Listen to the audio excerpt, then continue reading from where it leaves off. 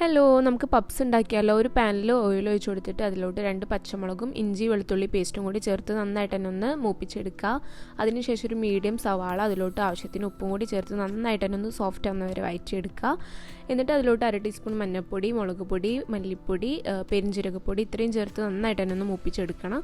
പച്ചമണം മാറുന്ന ടൈമിൽ കുറച്ച് വെള്ളം ചേർത്ത് കൊടുക്കുക. എന്നിട്ട് നമ്മൾ പുഴുങ്ങി വെച്ചിട്ടുള്ള കോഴിമുട്ടയും കൂടി ചേർത്ത് കൊടുത്ത് നന്നായിട്ട് തന്നെ ഒന്ന് മിക്സ് ചെയ്യുക. അതിനുശേഷം നമുക്ക് പപ്സ് ഉണ്ടാക്കാൻ വേണ്ടി തുടങ്ങാം കേട്ടോ. അപ്പോൾ ഞാനിപ്പോൾ എടുത്തിട്ടുള്ളത് ഇതുപോലത്തെ പറാത്തയാണ്.